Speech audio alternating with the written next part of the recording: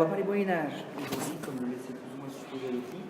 On n'avait pas prévu, parce que vous ne savez peut-être pas, mais souvent le livre change au plein milieu d'année, c'est vrai. Normalement, on aurait dû vous montrer de la sculpture ici. Bonjour. De la sculpture ici, on aurait dû aussi aller voir quelques objets d'art à l'étage, mais ils ont décidé de fermer le département des objets d'art tous les mercredis soirs. Donc malheureusement, on ne pourra pas avoir, on va voir que de la sculpture, mais rassurez-vous, il y a quand même de très belles pièces. J'aurais normalement voulu vous montrer 3, si ce n'est 4 maximum, mais au moins 3 objets d'art. On va procéder chronologiquement, c'est-à-dire que l'aménagement, la distribution muséographique est pensée pour un développement chronologique. Je ne parle pas de la pièce qui est juste derrière nous, parce que c'était exclusivement des chapiteaux qui ne sont finalement pas les choses les plus, même si je n'ai pas de jugement de valeur à porter, les plus intéressants. Donc je commence directement par cette salle. On va commencer par de l'art roman, ensuite on en parlera de l'art gothique. Alors quand on parle d'art roman, il faut savoir que l'art roman c'est une période très courte en réalité, et d'un point de vue historique, mais d'autant plus d'un point de vue stylistique, puisque l'art roman c'est plus ou moins de l'an 1000 environ jusqu'à la date très précise, j'en parlerai après, de 1140. Donc ça dure 140, ça fait 150 ans, donc c'est relativement court à l'échelle des 1000 ans du Moyen-Âge. Je n'ai rien à vous montrer de la période mérovingienne, rien à vous montrer non plus, mais en même temps il n'y a vraiment pas grand-chose de la période carolingienne, c'est pour ça que je commence directement avec l'art roman, mais le gros de la séance sera évidemment consacré à l'art gothique, qui nous attend juste derrière. Alors dans cette salle, on va parler que de 2 pièces, 2 statues, et de la statue sur bois. Donc la statue juste face à nous, qui est finalement visuellement bien mise en valeur, et puis la statue juste à droite, c'est la statue. Je commence par cette pierre qui a un nom très particulier, puisqu'on la surnomme, elle a peut-être une d'ailleurs, on la surnomme le Christ Courageau, ça s'écrit C-O-U-R-J-O-D, C-O-U-R-A-J-O-D. Alors Courageau, de son prénom Louis Courageau, était un historien et un conservateur du musée du Louvre à la fin du XIXe siècle. C'est lui qui fait l'acquisition avec ses propres deniers de cette statue et qui en fait immédiatement don à la fin du XIXe siècle, donc au musée du Louvre. Alors cette statue, elle était, j'ai envie de dire au passé, importante, mais maintenant elle est encore plus importante, parce que si vous regardez le portrait, vous verrez la datation 1125-1150. Avant, jusqu'à très récemment, jusqu'à Rambon, pour être plus exact, on l'a situé entre 1150 et 1175. On a un tout petit peu baissé la datation de la statue dans le XIIe siècle. Vous savez, ça ne vous change pas grand-chose à vous, mais je vais vous expliquer pourquoi en réalité c'est presque finalement révolutionnaire. En fait, pourquoi l'œuvre est importante? Parce que vous avez devant vous l'une des plus anciennes représentations du Christ mort dans la sculpture monumentale. Attention, je dis bien dans la sculpture monumentale. Déjà, effectivement, c'est un Christ mort, ce n'est pas exactement une crucifixion. Qu'est-ce que c'est d'après vous? C'est une descente de croix, comme indique effectivement le bras droit, donc la gauche croix, le bras droit du Christ qui est déjà détaché. Donc, évidemment, forcément, je veux dire, le Christ est mort. Dans les crucifixions, le Christ peut être représenté les yeux ouverts ou mi-clos, quelquefois les yeux fermés, mais normalement, jusqu'au XIIe siècle, c'est la première règle, de toute manière, jusqu'au XIIe siècle, on ne représente pas le Christ mort dans la statuaire monumentale. Donc attention, grosse parenthèse, il y avait des représentations du Christ mort, mais traditionnellement dans l'enluminure, c'est-à-dire des textes qui étaient accessibles par toute une population érudite, ecclésiastique notamment. Donc ça voulait dire que jusqu'au Xe siècle, on ne cherchait pas à diffuser l'image du Christ mort, on cherchait au contraire à diffuser l'image d'un Dieu tout-puissant. Et ce qui accueillait le fidèle à l'entrée des églises, voire même sur le maître-autel, c'était davantage des jugements derniers ou des Christs de l'Apocalypse. Autrement dit, encore une fois, on voulait susciter la crainte de Dieu et non pas forcément se sentir proche de Dieu, donc susciter l'amour de Dieu. À partir du moment où le Christ est représenté mort, ça signifie forcément que dans la tête du fidèle, celui-ci va mourir comme moi, fidèle, je vais mourir. Il a ressuscité, ça veut dire que moi aussi je peux ressusciter. Donc c'est ce qu'on va appeler l'humanisme de la divinité à partir du XIIe siècle pour attiser la foi en la résurrection et également pour rapprocher le divin du fidèle, autrement dit susciter la compassion, l'empathie. Donc on a un rapprochement complètement différent. Mais jusqu'alors, on situait cette idée de représenter le Christ mort à partir du milieu du XIIe siècle. Donc si on fait descendre la statue vers 1125-1150, ça voudrait dire que ce serait l'une des plus anciennes représentations d'un Christ mort dans la sculpture monumentale, ce qui donne encore plus d'aura d'une certaine manière à cette sculpture. Effectivement, c'était probablement en plus sur un maître-autel, autrement dit l'autel majeur, l'autel principal de l'église, qui focalise toute l'attention, du moins visuelle, du fidèle. Évidemment aussi, mon Christ n'était pas tout seul, n'était pas isolé sur un autel. Qu'est-ce qu'il doit y avoir d'autre comme personnage à ses côtés? J'ose vous interroger, comme si vous étiez des étudiants. Mais je vous embête pas à ce point. Vous ne serez pas notaire à la fin, Marie. ouais. Il y a donc forcément la Vierge, il y a forcément aussi, alors avant même les Saintes Femmes, il y a au moins une systématique dans les descentes de croix, c'est la Vierge et Saint Jean. Alors la Vierge et Saint Jean, et à gauche et à droite, même si on ne les a jamais retrouvés, puisque cet objet a été acheté sur le marché de l'art, un jour on trouvera l'Église et accompagner le Christ, mais moi je sais exactement, je peux tout à fait anticiper ou imaginer la position, la composition, la représentation de la Vierge, de la Vierge et de Saint Jean, excusez-moi, de la Vierge et de Saint Jean. La gestuelle du Moyen-Âge était extrêmement codifiée, tout était codifié pour faciliter la lecture du fidèle. Lorsque je suis triste au Moyen-Âge, dans les arts figuratifs, que ce soit dans la peinture, dans la sculpture ou ailleurs, je suis dans cette position. C'est-à-dire que ma joue repose dans le creux de ma main, dans la paume de ma main. Ça veut dire que je ne vais pas bien dans ma vie. Alors ça ne veut pas dire que moi je suis triste, ça veut dire surtout que je souffre. Une souffrance, une détresse qui peut être physique, mais aussi morale. Donc il faut imaginer d'un côté et de l'autre, Saint Jean, la Vierge.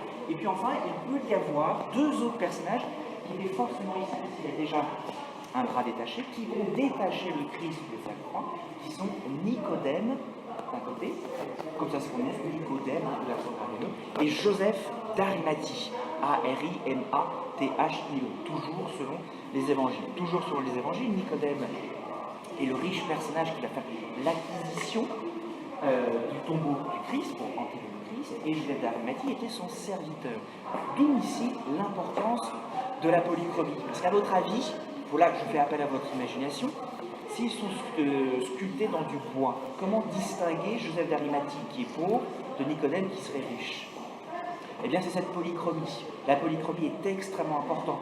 Par exemple, on aurait Joseph d'Arimathie pieds nus, donc ses pieds auraient la couleur chair, on aurait Nicodème chaussé avec une couleur rouge, une couleur bleue, marron, ce qui permettrait ainsi aux fidèles de distinguer l'un de l'autre. Ce qui me permet donc de vous dire que au Moyen-Âge, la polychromie a toujours deux fonctions. Et d'ailleurs, elle a ces deux fonctions jusqu'au XIXe siècle, la polychromie. La première fonction, c'est une fonction de visibilité, voire, autrement dit, une fonction de signalétique, repérer dans l'espace.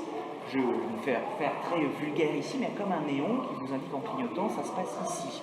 Donc ça attire, ça focalise votre attention, votre regard. On parlera de ça quand on verra de la peinture. Le pain ne va pas distribuer gratuitement le rouge, le bleu et le vert. Ça, on en parlera. La deuxième fonction, qui est la plus importante, c'est la fonction de lisibilité. Lire, comprendre, décoder, identifier, repérer qui est représenté ici, de quoi est-il vêtu, ses vêtements me donnent l'indication sur le personnage, etc. etc. C'est extrêmement important la polychromie dans la statuaire au Moyen-Âge, ça l'était aussi dans la statuaire antique. Et je terminerai, et j'en ai pas fini, par le style. Quand vous voyez une telle figure semblable au Moyen-Âge, vous avez, c'est ce que je dis exactement à mes étudiants, deux hypothèses à formuler, 11e ou 12e siècle. Ça ne peut pas être antérieur au 11e siècle parce qu'encore une fois, on n'a pas de décor sculpté figuré antérieur au 11e siècle. Ça ne peut pas être supérieur à la date environ 1200 parce que tout ce qui est supérieur à 1200 est tout simplement beaucoup plus réaliste dans son volume et dans ses proportions. Ici, le maître mot, c'est stylisation et schématisme. Au 11e et 12e siècle, donc pendant l'art roman, les arts figuratifs sont stylisés et schématiques. On ne cherche aucunement à représenter de manière réaliste un corps. Je vais vous expliquer après pourquoi quand on verra l'art gothique. Donc c'est stylisé, c'est-à-dire que le corps de Christ, si j'ose dire, fait corps avec la croix. Il va donc en épouser les proportions dans la verticalité et dans son horizontalité. De la même manière, et je reprendrai le même vocabulaire que j'avais utilisé lorsque nous avions vu la statuaire antique, tout ce qui va être de l'ordre du détail de l'anatomie ou des vêtements est aussi graphique, linéaire. Tracer les lignes sur la verticalité, pour l'anatomie du corps du Christ, réellement pour les lignes de son taille. Pour le Christ, n'y a pas véritablement un pagne. Son pagne se désigne d'un nom plus spécifique que l'on appelle un périsonium. P-E-R-I-Z-O-N-I-M. Lui, elle a la chance d'avoir un nom très compliqué et latin pour son pagne. Alors, il y a une expression très élange, un peu académique, mais en fait qui fonctionne pour quasiment toute la statuaire antique. C'est ce qu'on appelle, en fait, comme on dit ici, ces plis semi-circulaires sur la cuisse gauche du Christ à droite pour vous. C'est ce qu'on appelle une chute cascadante de plis semi-circulaires graphiques égulaires. Vous le mettez à toutes les sauces, c'est sûr. Si vous regardez ça, si on regarde la mer, si vous regardez sur le ventre de la Vierge, vous allez retrouver exactement le même système. Bon, on ne le voit pas ici, le ventre de la Vierge, c'est juste derrière le Christ. Vous allez retrouver le même système de logique semi-circulaire en cascade, graphique, ce qui est typique de la romance du XIe et XIIe siècle, c'est stylisé chez la collection. Donc, alors, là, dans la sculpture sur quoi il m'intéresse longtemps. Il y a quelque chose que je n'avais pas dit ici, mais là. Pareil, dans la statuaire romane, il y avait deux grandes zones géographiques spécialisées.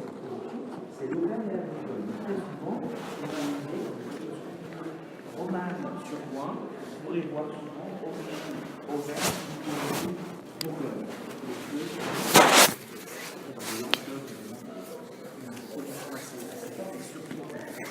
Alors, cette Vierge en enfant, là pareil, c'est la même chose.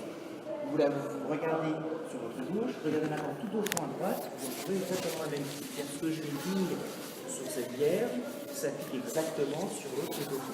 Celle-ci, elle est plus gentille, je veux dire. Elle est plus importante, évidemment. C'est pour ça que je vais arrêter devant elle. Alors, c'est ce qu'on appelle, en latin, le schéma iconographique, ce type iconographique de Vierge en enfant.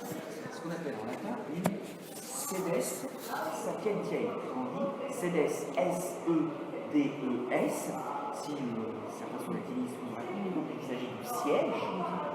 Sapientiae, S-A-P-I-E-N-T-I-A-E, de sagesse. Alors la sagesse, en fait, c'est la connaissance. La connaissance de quoi? Du bien et du mal. Donc en fait, sedes, c'est la Vierge, Sapientiae, c'est le Christ. La Vierge joue le rôle du siège, le Christ, lui, c'est l'incarnation de cette connaissance, du bien et du mal, autrement dit de cette sagesse. Alors le schéma iconographique de la sedes Sapientiae apparaît à la période carolingienne. Il ne date pas du XIIe siècle, il est que dans le apparaît donc à la fin du 8e siècle, mais un grand millénaire, elles sont rares, très rares, les sedes Sapientiae de la période carolingienne. Par contre, au XIIe siècle, il y en a partout. Donc, conclusion, XIIe siècle égale expansion, développement du culte marial, du culte de la Vierge. Et principalement dans la partie occidentale de la chrétienté. Et les chrétiens latins, par opposition aux chrétiens grecs, c'est-à-dire au Byzance, les chrétiens latins au Byzance étaient très en retard sur l'antiquité byzantin, puisque la Byzance, donc dans la christianité d'Orient, depuis le 5e siècle, depuis le concile de Nicée 425, il y avait un culte de la Vierge très important. Il faut attendre le 12e siècle seulement dans le christianisme occidental. Il y a deux grands théologiens qui vont encourager la prière de la Vierge. L'un qui s'appelle Pierre le Général, l'autre qui s'appelle Bernard de Clairvaux, également. Alors pourquoi est-ce qu'ils encouragent la prière de la Vierge? Pour deux raisons. La première, la Vierge va avoir ce rôle, cette fonction d'intercession. Elle fait le lien, c'est un agent de liaison, entre le fidèle qui prie et le Christ ou Dieu. Donc elle transmet de cette manière. C'est ce qu'on appelle une fonction d'intercession. La deuxième fonction, mais pourquoi la Vierge? On a pu citer un autre saint, alors c'est aussi le début du culte des saints, mais plus précisément la Vierge. Eh bien parce que la Vierge, c'est une mère. Et son rôle de mère rassure. En fait, que se passe-t-il ici? Ça ne se voit pas sur cet objet, ça se verra sur d'autres vierges à l'enfant, mais grosso modo, on va mettre en exergue une vierge à l'enfant. Donc une mère avec son enfant. Et donc en fait, l'enfant, il est l'objet de toutes les attentions d'une mère. Donc il faut imaginer que l'enfant, c'est le fidèle qui demande l'attention de sa mère, autrement dit de la Vierge, qui va transmettre l'information, c'est-à-dire au Christ ou à Dieu. Pour l'instant, c'est pas exactement ça. Pour l'instant, c'est toujours dans la sculpture. On dit dans la sculpture, mais pas encore dans la sculpture. Dans la sculpture, on invente la sedes Sapientiae en faisant référence à un épisode de la vie de la Vierge et de l'enfance du Christ. Alors, à quel moment, dans l'enfance du Christ, vous vous avez la Vierge assise qui présente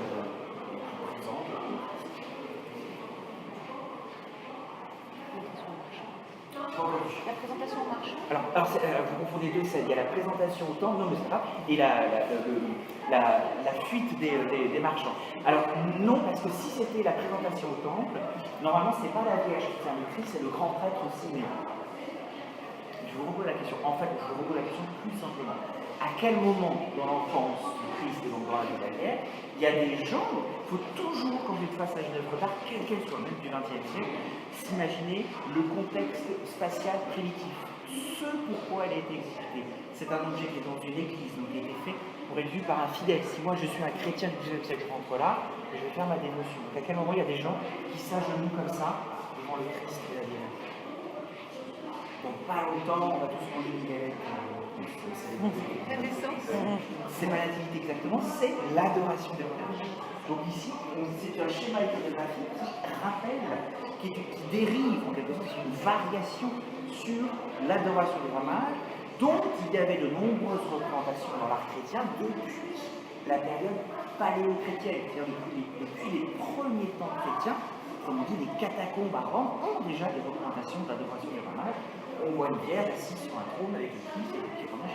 Sauf que le fidèle, au lieu d'arriver comme un roi mage avec de la myrrhe, de l'encens, etc., ben lui, il apporte sa dévotion, sa prière.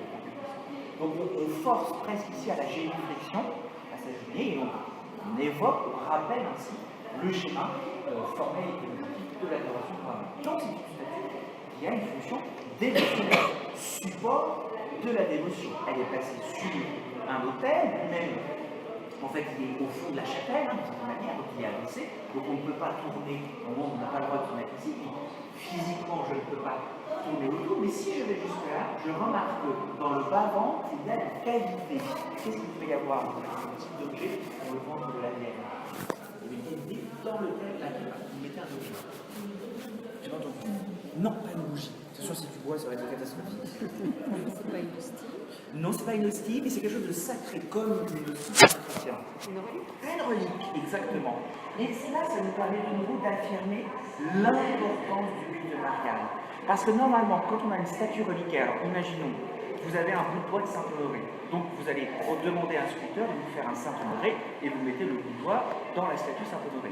Mais même si j'ai un bout de bois de Saint-Honoré, eh ben, au XIIe siècle, je vais préférer avoir une Vierge à l'enfant.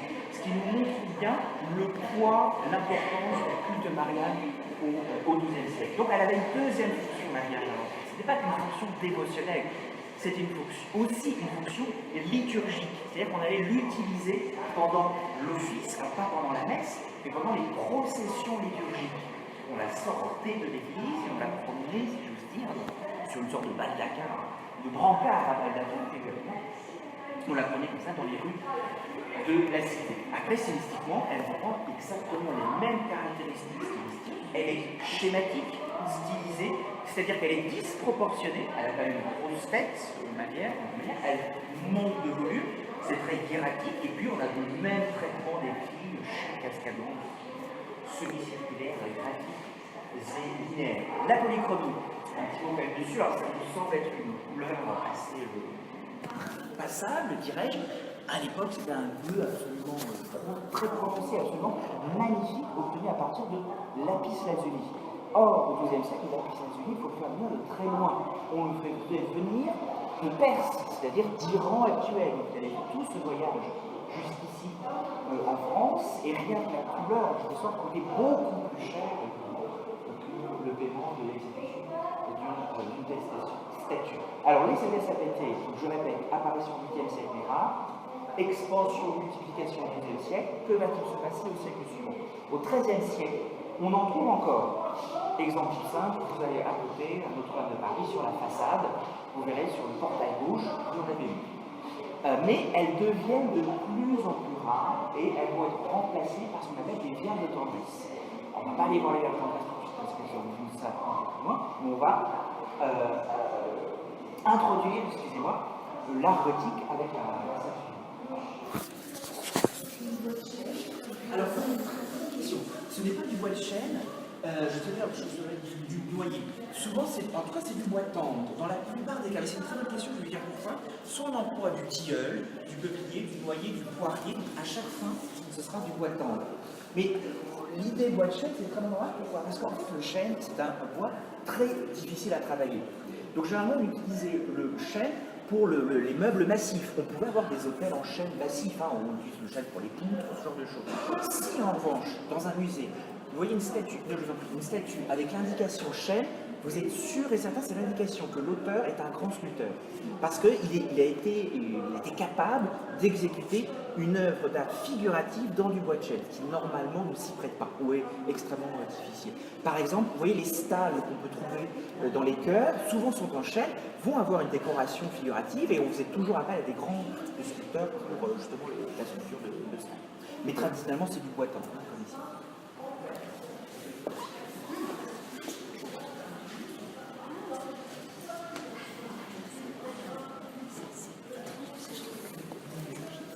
Viens par là.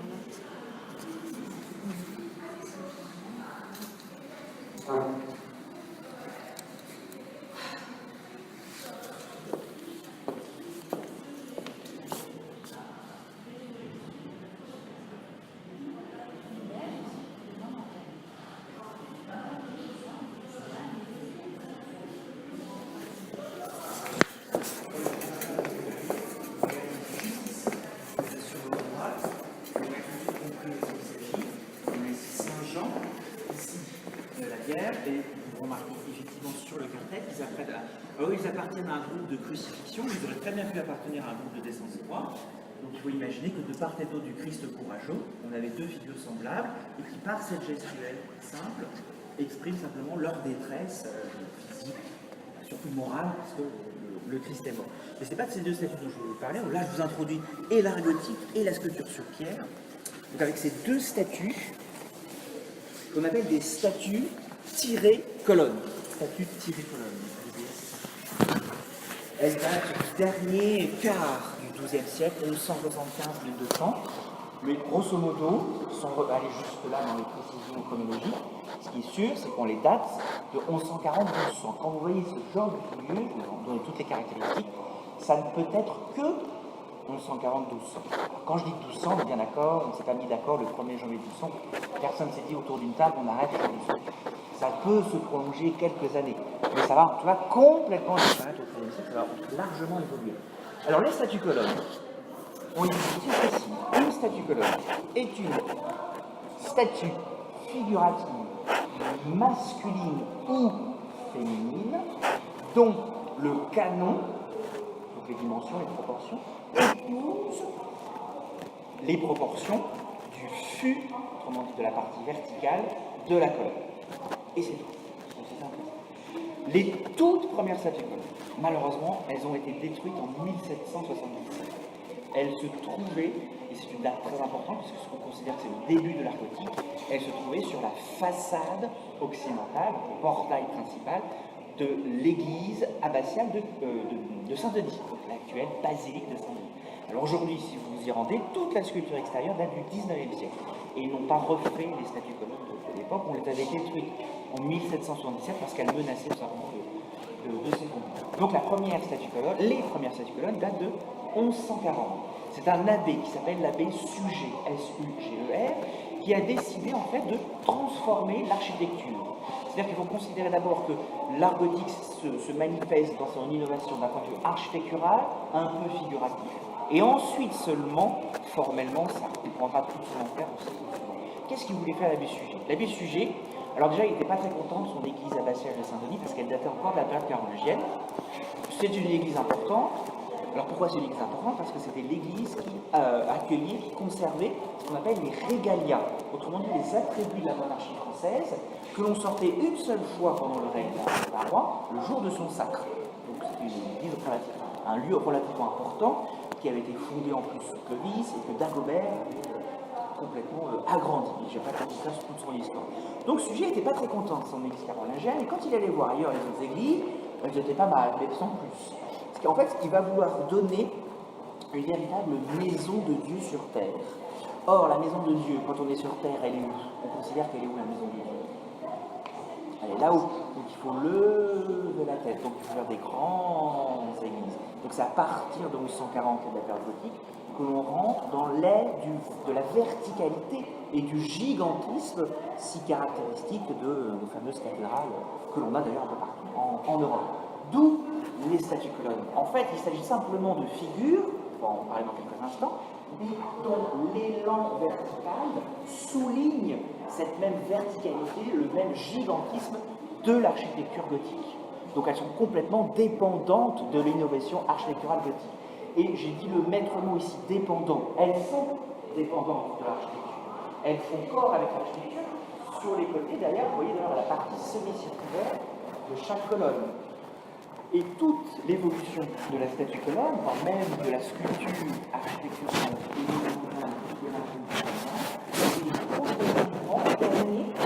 l'indépendance s'affranchit de la colonne. Ça veut dire qu'à partir de 1200, quand on fera des choses plus réalistes dans les proportions, dans le volume, les statues colonnes, elles vont se dégager de la colonne. Donc quand vous voyez des colonnes qui sont frontales, hiératiques, élancées, qui épousent véritablement le fût, vous êtes quasiment certain que c'est entre 1140 et 1200. Et c'est ce qu'on appelle tout simplement, et en architecture et dans les arts figuratifs, le premier art gothique. Grosso modo, la deuxième moitié du mouvement. Alors, qu'est-ce qui vient représenter? Dans le premier art gothique, il n'y a quasiment, parce qu'il y a plein d'exceptions, à chaque moment il y a des exceptions, mais il n'y a quasiment que des personnages vétéro-testamentaires. Autrement dit, de l'Ancien Testament, vétérans anciens. Pourquoi est-ce qu'on fait ça? Bien parce qu'en fait, les personnages néo-testamentaires du Nouveau Testament, eux, vont être au-dessus. Là, il faut imaginer qu'on est de part et d'autre d'un portail. Alors, je ne vous ai pas dit où c'était à Corbeil, dans les salles. Donc là, je suis à l'extérieur, je suis un fidèle, je veux rentrer dans l'église, donc je vais franchir la porte, de l'autre côté, je suis à l'intérieur. Donc, de part et d'autre, si je tourne la tête, je vais tomber sur ce monsieur, puis sur cette dame, qui sont des personnages de l'Ancien Testament. Et si après je continue à lever la tête, je vais arriver, là je fais appel à votre imagination, ce qu'on appelle au tympan, c'est-à-dire la partie au-dessus d'une porte qui est sculptée, où là je vais avoir des scènes du Nouveau Testament. Alors souvent c'était un jugement dernier ou une apocalypse. Qu'est-ce que ça veut dire? Ça veut dire qu'on cherche à mettre en rapport, en liaison cette fois-ci, l'Ancien Testament et le Nouveau Testament. C'est ce qu'on appelle dans l'iconographie médiévale la correspondance typologique. Pourquoi est-ce qu'on faisait ça? Pour légitimer le Nouveau Testament par rapport à l'Ancien. Pour dire que tout ce qui se passe dans le Nouveau Testament a en réalité déjà été annoncé, prophétisé par l'Ancien Testament. Pour être plus clair, l'Ancien Testament constitue les piliers, sans mauvais jeu de mots, et c'est vraiment ce qu'on cherche à faire, les piliers du Nouveau Testament. Fondation, mais les fondations, c'est pas choisi perspective. Ça se fait sur de véritables piliers. Alors par contre, on ne peut pas aller chercher très loin. Quand on a un homme avec une couronne, on imagine toujours que c'est Salomon. S'il a une harpe, ça serait David. En face, si on a une reine, on imagine toujours que c'est la reine de Saba. D'autant plus qu'elle, ici, on a une espèce d'immense médaillon, une pièce, une joaillerie ou une d'orfèvrerie assez extraordinaire. Il faut aussi imaginer que c'est toujours pour faciliter la lisibilité. Le fidèle, alors déjà, vous vous rappelez qu'on lui disait la messe en latin. Donc généralement, il comprenait absolument rien. Sauf qu'encore une fois, sauf qu'on oublie que c'était codifié. Il y avait des gestes. Donc il savait, par exemple, que lorsque le prêtre et les assistants du prêtre faisaient ce geste-là, c'est parce qu'on lisait le passage sur la résurrection. Quand on faisait ça, c'est le passage sur l'ascension. Oui, il y avait quand même une codification visuelle qu'ils connaissaient, mais deux, trois trucs. Mais sinon, on oublie souvent qu'il y avait aussi une démarche, un enseignement catéchistique. Et quand on leur renseignait la Bible, là, le patois, c'est-à-dire leur vraie langue, on leur parlait, la reine de Saba, elle a rencontré le roi Salomon, alors c'était l'Orient, donc elle apportait comme les Romains des richesses extraordinaires ou autres. Donc le fidèle, quand il voit une reine avec une espèce de grosse pièce d'or, je sais pas quoi, là, de joaillerie, tout de suite il imagine, il se rappelle ce qu'on lui a enseigné, il imagine que c'est la reine de Saba. Donc en face, forcément, le roi Salomon. En fait, on n'en sait rien du tout. Tout de suite, on ne sait pas de précision. Fortement, la reine de Saba, quand même, c'est vraiment Salomon. Excusez-moi. Ça, on n'en sait pas grand-chose. Je termine la point de vue stylistique. Vous voyez que pour l'instant, il n'y a pas vraiment de différence avec le style roman. Ça reste stylisé schématique, mais relativement graphique, mais évidemment, ça va évoluer avec le XIIIe siècle, qui est dans la salle suivante.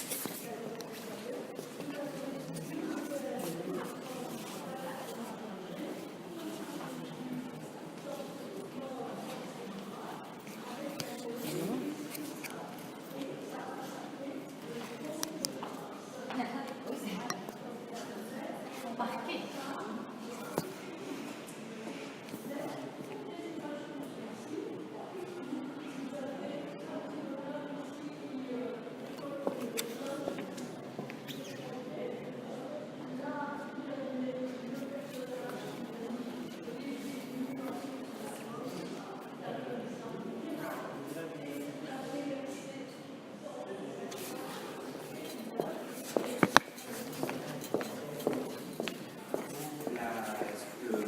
La première moitié du XIIIe siècle. Alors le XIIIe siècle, on est coupé en deux. 1200, 1250, 1250, 1300. La première moitié, c'est ce qu'on appelle le style 1200. On appelle aussi, encore mieux, ça vous rappelle ce dont il s'agit, le style antiquisant. Ce qu'on a vu précédemment. Non, c'est pas du tout ce qu'on a vu précédemment, c'est le premier art gothique. Donc c'est deuxième moitié du XIIe siècle, 1240, 1200. Donc là, on rentre dans le XIIIe siècle, on avance chronologiquement. Donc si on passe au XIIIe siècle, là, vous pouvez le couper en deux, ce qu'on va appeler donc le style 1200, 1200, 1250. Et ensuite, on a ce qu'on appelle le style Saint-Louis, 1250 jusqu'à environ 1300. Encore une fois, c'est pas un vrai 1250, il y a un vrai 1300, hein, on est bien d'accord. Le style 1200 s'arrête en fait en 1285, et le style Saint-Louis commence en 1240. C'est un peu plus subtil, mais c'est surtout pour vous donner les repères. Que va-t-il se passer en 1200? Pourquoi? Parce que quand vous regardez rapidement autour de vous, vous remarquez que c'est des choses qui sont plus en volume et qui sont plus réalistes dans le traitement formel. Pourquoi? Ce passage entre la stylisation, le schématisme et le réalisme est en réalité assez rapide. Ça se fait sur 30 ans, ce qui est très rapide hein, à l'échelle de l'art, de l'histoire de l'art et encore plus du Moyen-Âge. Alors il y a trois facteurs qui expliquent ce changement de vision sur l'homme. Il y a un facteur historique, un facteur culturel et un facteur artistique. On va commencer par le plus intéressant, ce qui va avoir des répercussions avec le style Saint-Louis, c'est le facteur historique. Alors c'est un événement historique qu'on oublie très souvent, puis je ne crois même pas si c'est dans les manuels d'histoire, et encore très légèrement, mais qui en histoire de l'art va avoir des conséquences qu'on ne soupçonne pas, et même en histoire de la pensée et de la culture. C'est la 4e croisade en 1204. Alors, je vous rappelle rapidement, 1099, première croisade, les chrétiens s'emparent de Jérusalem, créent ce qu'ils appellent le royaume de Jérusalem. Il y a ensuite une deuxième croisade, puisque ce royaume de Jérusalem leur est disputé par les Fatimides, effectivement, qui venaient d'Égypte et de Syrie. Et puis ensuite, il y a une troisième croisade, parce que les Fatimides, avec Saladin cette fois-ci, vont récupérer Jérusalem en 1187. Donc la troisième croisade, voilà, Frédéric de Barberousse, Richard Cœur de Lion, Philippe Auguste, tous ces grands rois qui veulent récupérer le royaume de Jérusalem, ils n'y arrivent pas, donc immédiatement on lance une 4e croisade en 1204. Le problème c'est que les croisés veulent arriver très rapidement à Jérusalem, donc il est hors de question de passer par la terre, on veut passer par les mers, on n'a pas d'argent, donc on n'a pas de flotte. Donc à votre avis on va s'adresser à quel grand port? Quel était le plus grand port chrétien à ce moment-là, vers 1200? C'est un grand lieu du tourisme aujourd'hui, c'est plus vraiment un grand port. Non, justement, Istanbul, c'était trop à l'est. Mais vous avez touché du doigt ce qui va se passer, parce que c'était l'autre grand port, Istanbul, justement. C'est Venise. Donc on s'adresse à Venise, qui depuis le XIe siècle dominait le commerce dans la partie occidentale de la Méditerranée, qui avait une immense flotte maritime. Les Vénitiens leur disent, mais pas de problème, on vous fait un bon prix. Mais avec alors un taux, non mais le taux est, je ne sais plus de qualité, mais il est très important parce que 40 ans plus tard, je vous en reparler dans une demi-heure, ils n'avaient toujours pas remboursé les Vénitiens. Donc le taux était très bon. Mais surtout, les Vénitiens vont demander aux croisés de faire un petit détour vers Byzance, c'est-à-dire la future Istanbul. Parce que Byzance était le grand ennemi commercial de Venise. Si Venise maîtrisait la partie occidentale, d'un point de vue commercial, de la Méditerranée, eh bien les Byzantins dominaient toute la partie orientale. Donc, ils demandent aux croisés de s'emparer de Byzance pour ainsi couper l'air en quelque sorte sous le pied de leur ennemi commercial. Les croisés acceptent, ils vont à Byzance, ils s'emparent de Byzance en avril 1204. C'était là ça, un immense massacre, et finalement ils s'y installent. Ils n'iront jamais jusqu'à Jérusalem, et ils vont s'y installer pendant 60 ans. Ce qu'on oublie souvent, c'est qu'entre 1204 et 1261 précisément, il y a un christianisme chrétien d'Occident qui s'installe très provisoirement en réalité, hein, parce qu'après les Byzantins vont reprendre la ville de Byzance. Mais on va voir après les conséquences. Mais ça c'est le premier événement. Que va-t-il se passer? Ça veut dire que le monde occidental chrétien va redécouvrir tout un pan, toute une partie de la culture grecque et de la culture antique qui connaissait très très peu, un petit peu mais très très peu, puisque Byzance est l'héritière du Saint-Empire, de l'Empire romain d'Orient. Petit rappel historique, en 396, Théodose, l'empereur romain, va diviser son empire entre l'Occident, qui va vite disparaître, même si Charlemagne va essayer de le réunifier, et la côté orientale qui ne va disparaître qu'en 1453, quand les Ottomans vont s'emparer de Byzance. Donc, qui était encore dépositaire de toute une tradition culturelle antique, d'une certaine manière. Donc là, on a une première influence antique qui s'explique par la 4e croisade. Deuxième influence, ça se traite du côté musulman, du côté arabe. En Espagne, donc l'Espagne, qui depuis le 7e siècle était en grande partie sous domination arabe, donc en Espagne, vous avez un philosophe qui s'appelle, un érudit, qui s'appelle Averroès, et Averroès va traduire les textes d'Aristote, du grec vers l'arabe évidemment, mais aussi du grec vers le latin. Et sa traduction va inonder les grandes scriptoria des abbayes chrétiennes. Alors c'est important parce qu'Aristote, on n'avait pas beaucoup chez les chrétiens pour l'instant. Alors je ne sais pas si vous avez en tête, c'est une fresque de, je vais faire un bond dans le temps, de Raphaël, le grand peintre de la Renaissance, très célèbre, qui s'appelle l'École d'Athènes, où on voit plein de philosophes, et au milieu vous avez deux barbus, il y a un barbu qui est comme ça, et un autre barbu qui est comme ça. Ça vous explique, ça vous rappelle pourquoi il y en a un qu'on aimait, l'autre qu'on n'aimait pas. Celui qu'on aime, c'est Platon, parce qu'il est spirituel. Celui qu'on n'aimait pas chez les chrétiens, c'était Aristote, parce qu'il était trop terre à terre, trop pragmatique. Donc on connaissait un peu, mais on évitait trop. Il suffit juste de relire le nom de la rose, et ça vous rappellera pourquoi on n'aimait pas trop Aristote. Mais néanmoins, en fait, les textes d'Aristote vont se diffuser. Et il y a un texte en particulier, qu'on lit plus beaucoup aujourd'hui, qui s'appelle La physique. Et dans la physique, Aristote, il va expliquer pourquoi le ciel est bleu, pourquoi les plantes sont vertes, etc. Mais surtout, l'intérêt, c'est que vous avez un homme qui va commencer à beaucoup plus observateur de la nature. Tiens, on est fait comme ça, il va tout observer. Pourquoi on se mouche, pourquoi on pleure, pourquoi ceci et cela. Donc on est observateur de la nature. Troisième critère, c'est le critère artistique. Je ne vais pas trop vous en parler, parce que ça se passait au-dessus, j'avais un seul objet à vous montrer. C'est ce qu'on appelle le foyer Rhénau-Mozan. Rhénau du Rhin, Mozan de la Meuse, tout simplement, donc dans l'est de la France. Il y avait un orfèvre qui s'appelle Nicolas de Verdun, parce qu'il venait de la ville de Verdun, et qui, sans qu'on puisse encore aujourd'hui l'expliquer, maîtrisait sur le bout des doigts toute la sculpture antique, c'est-à-dire ce qu'on a vu la dernière fois, le contrapposto, la pondération et le drapé mouillé. Vous mélangez ces trois facteurs et vous obtenez alors ce qu'on appelle normalement le style 1200. Malheureusement, ce n'est pas du beau style 1200. C'est de très belle œuvre d'art, je ne dis pas le contraire, mais ce n'est pas ce qui est le plus représentatif du style 1200. Alors ici, vous avez ce qu'on appelle un retable relatif à la vie, au martyr de Saint-Hippolyte, peu importe, enfin, il venait de Saint-Denis. Alors déjà un petit mot sur le retable. Un retable, ça vient du latin rétro, derrière, tabula, la table. C'est effectivement une image peinte ou sculptée qu'on mettait, on peut imaginer que ça c'est un hôtel, qu'on mettait derrière la table. Alors, petite précision, ainsi il y en a certains qui sont très latinistes parmi vous. Attention, c'est le latin du légionnaire, pas le latin de Cicéron. Parce que Cicéron c'est mensa, la table. Pour le légionnaire, c'était tabula, ce qui avait donné notre table à nous. Alors, qu'est-ce qui est représentatif du style 1200 plus ou moins? C'est-à-dire que vous allez dorénavant, par exemple, si vous regardez le drapé, là, vous voyez, il va suivre, accompagner le mouvement du corps. Il va également révéler le corps sous-jacent, qui se trouve en dessous. On va aussi faire des choses beaucoup plus justes, réalistes, ce n'est pas complètement le cas ici, d'un point de vue des dimensions et des proportions. Parce qu'on est plus observateur de la nature et qu'au dorénavant, on a la volonté de la restituer dans l'image. Ça rentre plus dans la pratique, en quelque sorte, artistique. Même chose, vous voyez, si vous regardez la partie supérieure du corps. Ici, on voit que le pli accompagne le geste ici de ce bourreau. Pareil pour les têtes, si on regarde la tête de ce roi, on abandonne complètement ce qu'on faisait dans la période romane, c'est-à-dire qu'avant on avait des yeux très bleus, et puis des choses très schématiques. Dorénavant, les yeux ne sont plus du tout bleus. On préfère souvent des yeux en demi-arc de cercle, et non plus forcément en amont. Enfin, après, ça dépend de certaines régions. Les pommettes sont saillantes, la bouche va être charnue, etc., etc. Alors, on peut également davantage distinguer le 13e de ce qui se passera au 14e siècle. Au 13e siècle, la mode, c'est que tous les hommes, c'est un peu comme aujourd'hui, tous les hommes étaient barbus.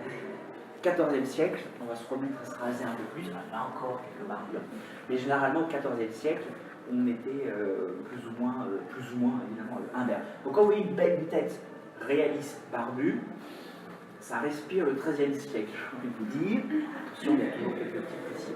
Après pareil, vous voyez cette chevelure, elle est assez typique du 13e siècle, c'est-à-dire qu'on va dégager les oreilles, ça forme comme un S derrière les oreilles, c'est plus ou moins sinueux, mais derrière les oreilles. Alors les oreilles on distingue à peine, mais même chose à peu près pour tous mes personnages, vous voyez ça c'est typique. Là. Suivez l'ombre du doigt. comme ça, mon vidéo était très mal fait, comme ça, c'est tout à fait typique encore du XIIIe siècle, on veut véritablement dégager les oreilles.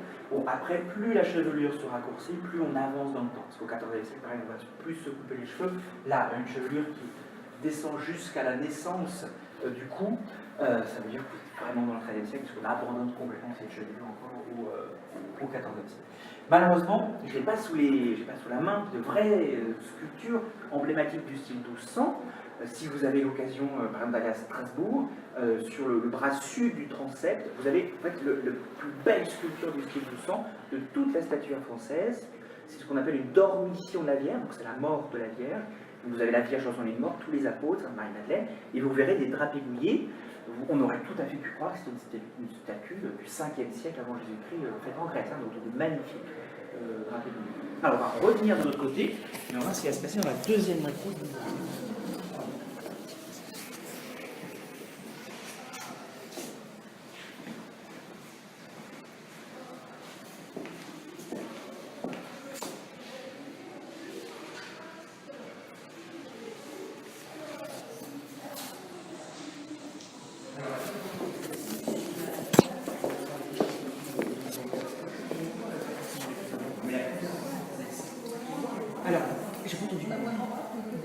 c'est pas du tout ça, c'est qu'en fait, moins d'œuvres ne sont parvenues.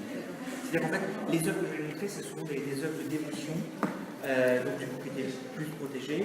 Dans le boutique, on avait aussi des sculptures sur bois de dévotion, mais plus de sculptures sur bois. Mais il y en avait quasiment autant. Alors, on va voir cette sculpture, c'est une statue colonne. Vous l'aurez remarqué si vous faisiez tout. Derrière, on a un fût plus ou moins semi-circulaire. Que c'est une statue colonne. Mais en revanche, on est cette fois-ci dans la deuxième moitié. En fait, c'est 1240-1260, la datation. Elle est plus ou moins incertaine. Milieu XIIIe siècle, car au moment de la naissance, de la création du style Saint-Louis. Alors, je vais vous expliquer ce qui va se passer. Vous avez en fait, en 1238, l'empereur byzantin, Baudouin II, donc en fait un chrétien d'Occident, l'héritier des noms croisés, qui n'a toujours pas remboursé les vénitiens. On ne sait pas sur le nom. Il est en fait parce qu'il leur doit encore 100 000 livres. Ce qui est tout ça pour 100 000 livres, ça correspond à peu près à 1 milliard d'euros aujourd'hui. C'est énorme. Donc comment va-t-il faire? Baudouin II, il va vendre quelque chose. Et à votre avis, qu'est-ce qui n'avait pas de prix à l'époque? Qu'est-ce qui était très précieux? Les reliques. Pas n'importe quelle relique, la relique de qui? Du Christ. Vous connaissez toute l'histoire. Donc Baudouin II avait en sa possession des reliques de la vraie croix et de la couronne d'épines. Alors comment ça se fait? D'après la légende, la mère de Constantin, empereur romain, qui est considéré à tort comme le premier souverain du monde à se convertir au christianisme. Alors je dis à tort parce que le premier, c'est un petit roi d'Arménie que personne ne connaissait à l'époque. Constantin, lui, il était à la tête d'un grand empire. Donc Constantin avait envoyé sa mère au IVe siècle, Sainte Hélène, en Terre Sainte, sur les traces matérielles du Christ. Donc c'est elle qui va dire le tombeau du Christ est ici, qui va récupérer la couronne d'épines, etc., qui les ramène donc à Constantinople, fondée par l'empereur Constantin. C'est pour ça que deux traditions, depuis 1000 ans, on considérait que les Byzantins avaient en leur possession les reliques de la Passion du Christ. Donc ils les vendent 100 000 livres à Saint-Louis, c'est-à-dire Louis IX à cette époque. Louis IX les récupère en 1239 et il décide de construire un écrin monumental à ces reliques. Ce sera juste à côté, la Sainte-Chapelle. Donc cette Sainte-Chapelle, en plus, va être construite en l'espace de 7 ans. C'est un record absolu. Comment vous faites, à votre avis, pour construire un grand monument en 7 ans? La règle d'or, c'est quoi? C'est d'avoir un maximum d'artistes, ou d'artisans, de main-d'œuvre, etc. Donc ce que va faire Saint-Louis, c'est qu'il va convoquer quasiment tous les artistes actifs dans le bassin parisien. Alors ça tombe bien, on voulait terminer à ce moment-là la façade de Notre-Dame de Paris. Tous ceux qui travaillaient là, ils ont de nouveau du travail, 200 mètres, 300 mètres peut-être plus loin, mais en même temps, plein d'autres artistes du bassin parisien. Alors que se passe-t-il quand vous avez 200 artistes qui travaillent dans le même endroit pas très grand? Il y a ce qu'on appelle une émulation artistique. C'est-à-dire qu'on va, une sorte de compétition, mais dans le sens positif du terme, on va opérer par une réciprocité des échanges. Ah, tu fais ton nez comme ça, bah tu vois, moi les oreilles, je les fais comme ça. Moi je fais ça comme ci, moi je fais comme ça. Donc apparaît un nouveau style sur le chantier de la Sainte-Chapelle qu'on peut considérer comme le laboratoire de la formation du style Saint-Louis. Et donc vous avez ici une statue colonne, donc je vais en parler dans quelques instants, qui ne vient pas du de la Sainte-Chapelle, qui vient des moins Paris, qui est typique du style Saint-Louis. En fait, le style Saint-Louis reprend le style 1200, mais en exagérant un petit peu les caractéristiques. Donc le style 1200, on a bien vraiment sous les yeux, a hérité un peu de Nicolas de Verdun avec le hanchement, le contraposton et le drapeau de nuit. Là, on retrouve le hanchement, mais le hanchement est plus accentué. Il est même tellement accentué qu'on a une forme de projection du bassin vers l'avant. Quand vous voyez cette espèce de projection un peu du bassin vers l'avant, vous êtes sûr que vous êtes au-delà de 1250. Dans le style Saint-Louis, attention, ça peut être le style du 14e, du 15e, du 16e, ça serait trop facile sinon, mais en tout cas, vous êtes sûr que vous êtes au-delà de 1250. Ensuite, on va avoir des épaules étroites et tombantes. C'est-à-dire qu'on avait quelque chose d'un peu plus massif au style 1200, vraiment, ça s'affine. Donc on a aussi un canon plus élancé. Ensuite, les membres inférieurs du corps commencent, parce que ça va s'accentuer avec le temps, à disparaître sous l'amplitude, le volume du drapeau. En fait, on ne voit ici que la saillie du genou gauche, c'est-à-dire de la jambe d'appui, et sinon le reste, on ne le distingue quasiment pas. Dans le style 1200, on aurait eu un gros drapé midi qui colle complètement, qui révèle le corps. Enfin, on a un visage généralement, c'est pas le plus évident ici, plus ou moins triangulaire, avec le sommet vers le bas, les yeux semi-circulaires et une expression un peu bienveillante. Le meilleur exemple, je ne sais pas si vous le connaissez, c'est ce qu'on appelle l'ange au sourire de Reims. L'ange de Reims, il date des années contemporains, 1260, il est aussi complètement du style Saint-Louis. Alors, autre astuce, les barbus, les cheveux plus ou moins longs en S, c'est 13e siècle, et alors ce qui est encore plus 13e siècle, pour le trompe absolument pas, ce sont des moustaches, ce qu'on appelle des moustaches en croc, ainsi qui forment presque des S de part et d'autre des commissures du lèvres, moustaches en croc, c'est-à-dire qu'ils forment presque les crocs d'un félin, d'un fauve, et typiques du 13e siècle. Alors, cette statue représente en réalité Chine de Belle, et elle s'est trouvée sur la façade du réfectoire de l'abbaye de Saint-Germain-des-Prés. Et c'est là dans le 1240-1250. L'abbaye de Saint-Germain-des-Prés avait justement été construite par le roi Chine de Belle vers le milieu du 6e siècle, vers 545-550 environ, c'est un grand mérovingien. Mais Chine de Belle, il avait fondé l'abbaye de Saint-Germain-des-Prés, parce qu'elle s'appelait pas comme ça au départ. Il avait fondé l'abbaye Saint-Vincent Sainte-Croix, parce que revenu d'une expédition militaire dans la péninsule ibérique, où il est allé jusqu'à Saragosse, et à Saragosse, il avait récupéré, c'est un peu compliqué attention, il avait récupéré des reliques de Saint-Vincent et des reliques de la Vraie Croix. Et pourquoi est-ce qu'il y avait des reliques de la Vraie Croix aussi en Espagne? Parce que, et je suis sûr que je termine là, parce que c'est pour compris, Saint Jacques, donc qui avait vu le Christ, aurait récupéré de la Vraie Croix, comme il est mort à Compostelle. Évidemment, il avait un petit bout de la croix avec lui, donc il se trouvait en Espagne. Donc, quand il va revenir sur l'expédition, Chirvet fonde une grande abbaye sur la rive gauche, Saint-Vincent-Sainte-Croix, qui en 1163 change de nom et devient Saint-Germain-des-Prés. Alors, Saint-Germain, c'est un évêque très important pour les Parisiens du 6e siècle. Et en 1163, c'est la même année où le pape Alexandre III, qui pose la première pierre, pose aussi la première pierre de Notre-Dame de Paris. Donc, quoi qu'il en soit, comme moi je suis un moine, forcément je vais manger au moins 3 fois par jour. Je suis un moine bénédictin. C'est sûr qu'il y a certains moines qui mangent que 2 fois par jour, c'est des règles. Il faut imaginer que ma statue permet de diviser le portail d'entrée du réfectoire. Donc je rentre à droite, je sors par la gauche. Et donc ça me rappelait moi, moine bénédictin du XIIIe siècle, quand même, etc., que l'abbaye dans laquelle je me trouve, dans laquelle je vis, a été fondée par cet homme au 6e siècle, et qu'elle s'appelait Saint-Vincent-Sainte-Croix, même si maintenant c'est Saint-Germain-des-Prés.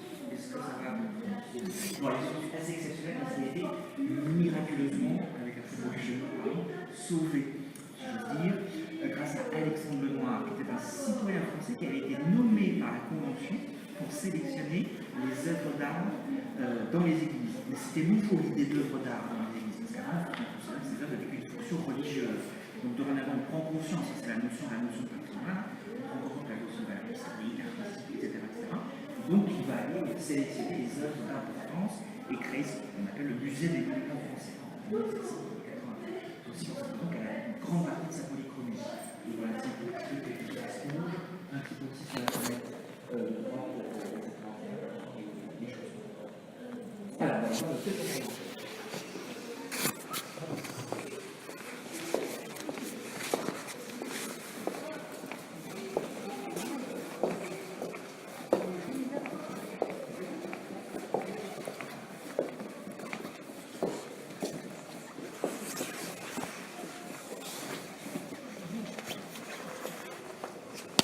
va regarder les 4 petits fragments de sculpture. Donc là, on passe au XIVe siècle. Rien que le matériau est une indication, puisque c'est du marbre blanc. Et en France, la sculpture figurative en marbre blanc se généralise au XIVe siècle. Ça veut dire qu'on l'avait avant. Hein. Par exemple, à Toulouse, il y a un très beau portail d'église qui est en marbre, mais c'était rare, très très rare. Alors qu'en Italie, en Espagne, on l'a toujours fait, on n'a jamais abandonné. En France, la statuaire se spécialise dans le marbre au XIVe siècle. Là, c'est du beau marbre blanc. Et les 4 fragments provenaient d'un retable qui a en grande partie été détruit. L'abbaye aussi a été détruite, qui prenait à la Révolution.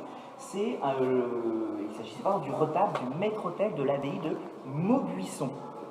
Une abbaye qui avait été fondée par Jeanne d'Évreux et l'épouse du dernier roi maudit, d'après Maurice Druon, c'est-à-dire de Charles IV. Et donc là, ici, il faut supposer que le retable date des années 1330-40, vers 1340.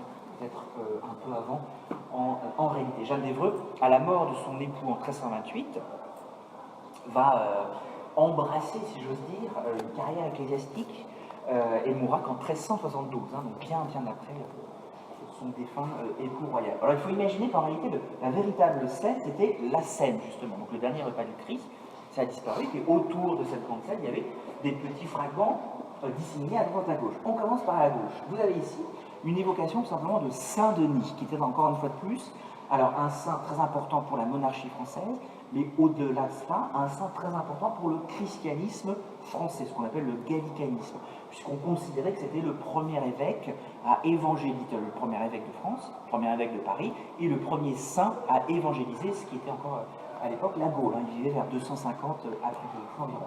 D'après la légende, il se fait capturer, il est emmené en prison. La veille de sa décollation, c'est-à-dire de sa décapitation, il prie le Christ et il aurait vu l'apparition du Christ qui lui donne la dernière communion. Donc on a ici Saint-Denis en vêtements d'évêque avec sa mitre dans sa prison, le Christ lui apparaissant pour lui donner son hostie. Il va être décapité avec ses 2 compagnons rustiques et élétaires. Est-ce que vous savez où est-ce qu'il va être décapité, Saint-Denis? Exactement, à Montmartre, d'où le nom de Montmartre, puisque c'était le mont Mercure jusqu'alors, il y avait un temple de Mercure. Il va être décapité ici, donc il va devenir un martyr, et Montmartre va devenir le mont des martyrs. Et ensuite, rapidement, par contraction, c'est devenu Montmartre. Et d'après la légende, il se relève, il ramasse sa tête, il marche 2 km au nord, et il s'arrête où? À Saint-Denis, à la basilique de Saint-Denis, c'est le lieu de sa sépulture supposée. Alors les 2 autres groupes, c'est 2 groupes de prophètes. Alors déjà le prophète, on le reconnaît par au moins 2 attributs, qui ne lui sont pas exclusifs. Attention, parce que d'autres personnages peuvent les avoir aussi. Normalement, il a toujours une barbe, même si on est au XIVe siècle, il aura sa barbe. Ensuite, il a également ce qu'on appelle un phylactère, c'est-à-dire ce qu'on appelle aussi en latin un volumen, une sorte de rouleau de parchemin qui est déployé comme ça. Donc très souvent, c'est l'attribut le plus emblématique du prophète, même si d'autres figures de saints peuvent aussi avoir des phylactères. Alors le saint de gauche n'est pas identifié, celui du centre c'est forcément David. Quand vous avez un roi avec une barbe et un phylactère, vous avez 9 chances sur 10 pour qu'on a David. Et à droite, est-ce que vous savez qui c'est? Il y a des cornes sur la tête. C'est Moïse. Alors pourquoi est-ce que Moïse a des cornes sur la tête? Alors ça vient d'une erreur de traduction, mais qui est très intéressante. Une erreur de traduction du VIe siècle. Au VIe siècle, le pape, qui s'appelle Damase Ier, demande à Jérôme de traduire la Bible du grec vers le latin. Et le latin parlé, comme le latin du légionnaire, si j'ose dire, ce qu'on va appeler la Vulgate d'ailleurs, parce que la Bible au départ c'était en araméen, puis ensuite est traduit par des érudits, des savants d'Alexandrie en grec, et jusqu'alors, pendant 300 ans, même sous Constantin, on n'utilise que la Bible en grec. Donc c'est seulement au VIe siècle qu'on aura une Bible en latin. Donc il se met à traduire la Bible en latin, Saint Jérôme, Et puis arrive le moment du mont Sinaï, donc il est dans l'Exode, et quand Moïse descend du mont Sinaï, en grec, il est rayonnant, parce qu'évidemment, il a entendu Dieu, etc. Le problème, c'est que la racine grecque du mot rayonnant est proche de la racine latine pour corne. Donc il a dit que Moïse est descendu cornu. Alors évidemment, tout le monde le savait, on l'a directement fait, mais tu as fait une erreur de traduction, c'est pas corne, c'est illuminé, rayonnant. Et en fait, on s'est dit, mais non, on va en profiter, parce que ça nous rappelle le poids des images. Les images ont une fonction didactique. Donc ici, on va développer, excusez-moi, je cherchais mon mot, on va développer une codification iconographique. Tiens, c'est le meilleur moyen pour permettre aux gens de distinguer Moïse les uns des autres, parce que les prophètes, ils se ressemblent tous, ils ont tous des barbes et des phylactères. L'un des plus importants d'entre eux, c'est quand même Moïse, effectivement, avec les tables de la loi. Donc on va bien le distinguer avec ses cornes. Donc imaginez qu'en réalité, on pensait plus à des rayons de soleil, hein, il est illuminé, mais on le représente bien avec des cornes. Donc même si dès son vivant, hein, vous l'avez fait la remarque, hein, dès son vivant, on savait que c'est une erreur, le poids des images montre ici l'importance de ces images même, hein, le poids de la convention, pardon, montre le poids l'importance de ces images. Et même Michel-Ange va représenter aussi Moïse avec des cornes hein, sur le tombeau du pape Jules II, notamment à Rome. À l'époque, ça n'a pas choqué que ce soit justement des cornes sur un sein, parce que les cornes, non, non, parce que oui, je vois ce que on pourrait plus penser à boucle, ce genre de choses, ou tout ce qui serait plus associé au diable, pas du tout encore au VIe siècle, parce que la tradition, elle vient du VIe siècle. Alors après, dans un contexte plus peut-être médiéval, et encore l'idée du bouc comme étant symbole du mal, c'est le XIIe siècle. Hein, jusqu'alors, c'était pas véritablement la chose. Comme c'est une tradition qui vient du VIe siècle, on la prolonge encore, et au VIe siècle, c'était pas du tout, le bouc n'était pas du tout associé au mal, au diable, à Satan. Le groupe suivant, 3 autres prophètes. Alors un prophète avec un petit bonnet phrygien, c'est quasiment sûr que ce soit Daniel, parce qu'il venait d'Asie mineure, c'est la Turquie, autrement dit la Phrygie, autrement dit le phrygien. Au milieu, si quelqu'un a la réponse, parce qu'on ne sait toujours pas. Par contre, sur les droits, il y a une petite idée. Qu'est-ce qui le distingue des autres? le plus âgé. Ouais, un peu plus âgé, mais surtout les doigts. Ouais, les doigts, mais surtout le visage. Le visage, vous m'avez dit que pour vous c'est un signe de vieillesse, disons. En réalité, il est plus en colère, ou il fronce les sourcils, donc il est plus expressif par rapport aux autres. Souvent, celui qui est le plus expressif, qui exprime en quelque sorte l'idée soit de la peur, soit de la douleur, c'est Isaïe. Parce que Isaïe, avec Ézéchiel, c'est l'un des 2 prophètes qui vont prophétiser l'Apocalypse, la fin des temps. Donc quelque chose où on ne peut pas vraiment se réjouir d'une certaine manière. Donc on le distingue aussi par une plus forte expressivité. Et puis enfin, on a un ange alors, qui tient dans ses 2 mains ce qu'on appelle des burettes, B-U-R-E-T-E-S. Alors les burettes, très honnêtement, je ne sais pas si ça s'emploie encore aujourd'hui, mais les burettes désignées, en tout cas au Moyen-Âge, et même encore jusqu'au XIXe siècle, c'est des 2 petites aiguières, comme des petites cruches qui avaient de l'eau purifiée et qui permettaient à l'officiant, prêtre ou autre, de se laver les mains, de se purifier les mains, avant d'aller toucher des objets plus sacrés comme le ciboire, le tabernacle, etc., etc. Donc, quand on dit l'hostie ou le vin. Donc là, en fait, c'est ce qu'on appelle une extension illusionniste de l'espace. Voilà, qu'est-ce que c'est encore que cette histoire? C'est en réalité tout simple. C'est-à-dire qu'on est, vous êtes d'accord avec moi, sur un maître-autel. Donc ici, il faut imaginer un autel. L'autel, c'est le lieu du sacrement de l'Eucharistie. C'est le lieu aussi où on va célébrer l'office et la messe. Donc on va trouver sur l'autel plusieurs objets liturgiques, dont les burettes. Donc c'est pour faire croire aux fidèles que la burette qu'ils voient ici sur l'autel, elle a peut-être été apportée par un ange, en rappelant le caractère sacré de tous ces objets sur l'autel. D'où extension illusionniste de l'espace. L'espace dans lequel nous trouvons s'étend même dans l'espace de l'objet d'art. Ça, c'est une expression que j'emploierai beaucoup au mois de janvier. On verra la peinture de la Renaissance, parce que c'est leur truc, si j'ose dire, au peint de la Renaissance, tout ce qui va être perspective, trompe-l'œil, etc., ça s'inscrit complètement dans cette idée. Mais c'est pas tout. Il y a quand même, ce serait dommage, une petite caractéristique formelle au XIVe siècle, qui n'existait pas au XIIIe siècle. Vu d'ici, vous allez me dire, ça ressemble beaucoup au XIIIe siècle, surtout au style cinglé. On a effectivement la partie inférieure du corps qui commence à être masquée par le volume dédrapé. Eh bien, il y a un pli qui n'existait pas au XIIIe et qui apparaît au XIVe siècle. Attention, que vous retrouverez aussi au XVe ou au XVIe siècle. C'est ce qu'on appelle le pli en tablier. Le pli en tablier, c'est un pli semi-circulaire en forte saillie ou en forte protubérance aménagée dans le bas-ventre ou au niveau de la taille, au niveau du nombril ou de la taille. Donc ici, mon Christ, il a un très beau pied. Pareil pour quasiment, pas David au centre, mais pour quasiment la totalité des prophètes. Il y en a un, il y en a un, il y en a un, il y en a un, il y en a un. Bon, évidemment, mon ange en a pas, c'était une petite ceinture. C'est le pli le plus emblématique. Et on va passer dans la salle suivante, on va évoquer l'évolution du culte marial, et vous remarquerez effectivement la prédominance de ce pli. Vous avez une question? Pour les couples, on n'a pas de couple similaire qui pourrait nous permettre de savoir que Non. Non, et en plus, voilà, c'est pas toujours les mêmes. C'est pas conventionnel de mettre toujours Daniel à gauche, Isaïe avec Yes. Et alors le pli, c'est représentatif d'une évolution dans la technique de la sculpture? Non, c'est pas vraiment la mort. On pense pas que ça soit vraiment la mort. En fait, c'est plus représentatif de l'observation.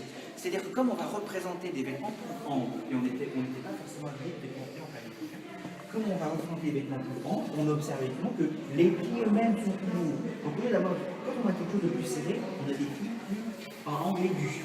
En quelque sorte, parce qu'on fait plus corps avec la peau. Quand on est plus ample, bah, ça tombe plus lourdement. Donc ça forme ce semi-arc de cercle.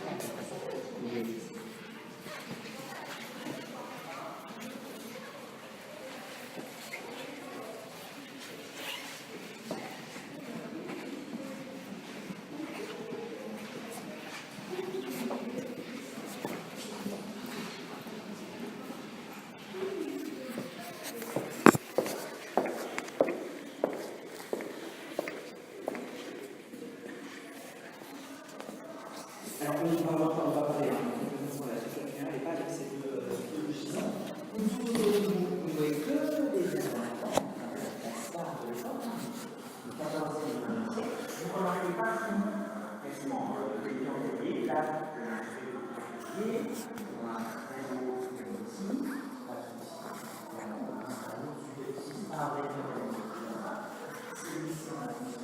et deux autres vierges.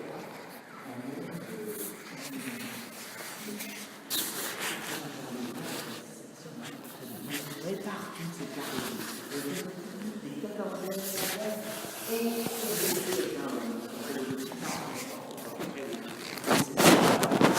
pourquoi? Parce qu'on a une université,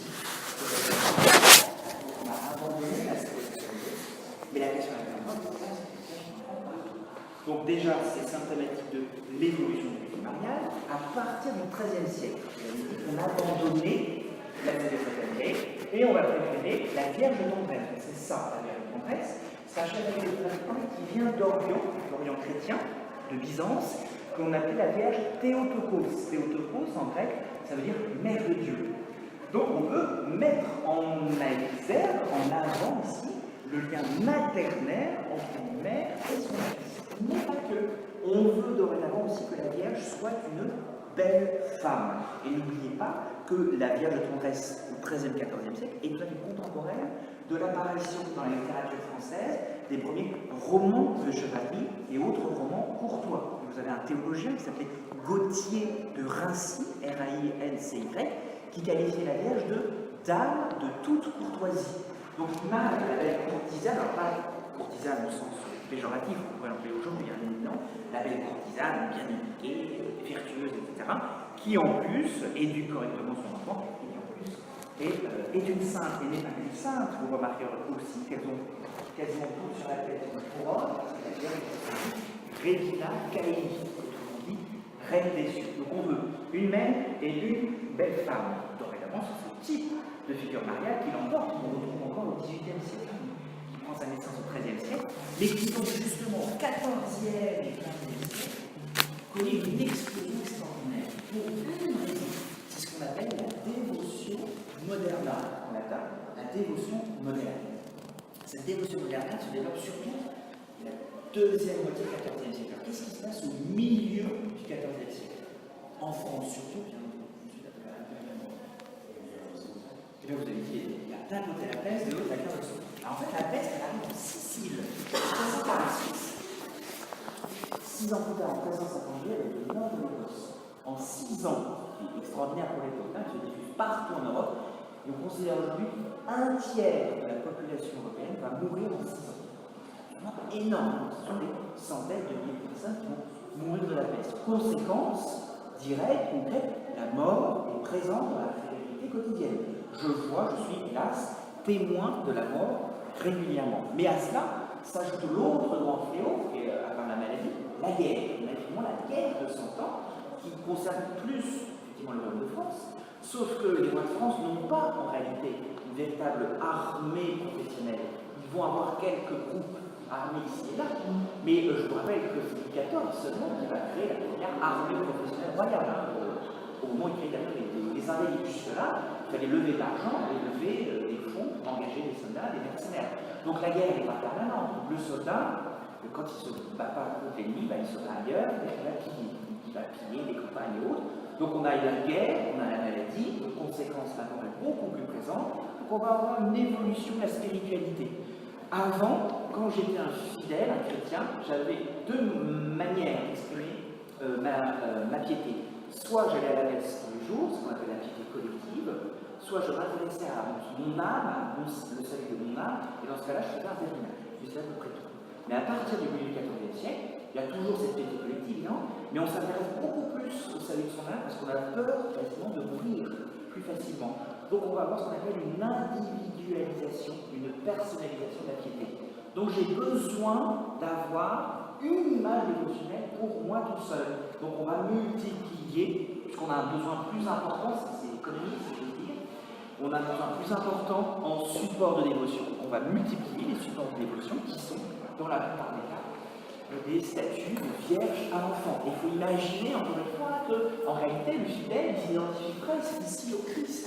L'enfant, en quelque sorte, qui est dans les bras réconfortant de sa mère, qui cherche le réconfort auprès de la Vierge et qui joue, encore une fois, ce rôle d'intercession depuis le XIIe siècle. Alors vous allez avoir dans le tableau, vous avez du bois, de ce côté-ci, du marbre, c'est également à gauche, d'autres types de pièces, ça peut être en plâtre, ça peut être même en papier mâché, vous avez tout type de matériaux exploités à la plupart, c'est plus en son traditionnellement polychrome. De la même manière, le Christ va tenir des objets assez différents. S'il tient par exemple ici un fruit rond, souvent c'est une pomme, alors si c'est une pomme, on rappelle ici le péché originel et que ça a destiné de racheter le péché originel. Si c'est un autre fruit à chair rouge, souvent c'est une grenade, ça peut être un autre fruit à chair rouge, on évoque ici la passion du Christ, le rouge, le sang qui va verser le sang. C'est d'autant plus important la grenade, parce qu'en plus la grenade est aussi un fruit avec des pépins. Et les pépins vont rappeler le collège apostolique, les 12 apôtres, autrement dit l'église de Rome. À partir de Christ, à partir des actes de Christ, l'église de Rome, effectivement, va se fonder, se constituer. Et puis enfin, il peut aussi tenir, comme c'est le cas pour celui-ci, excusez-moi si je me comme c'est le cas pour celui-ci, ou pour un autre qui est en marbre, juste là, un oiseau qui semble plus ou moins martyrisé, si je veux dire, c'est aussi symbole de son martyr, de l'âme de Christ. Alors, on reste dans le XIVe siècle, ici, la sculpture funéraire et l'apparition du portrait. C'est un symbole de...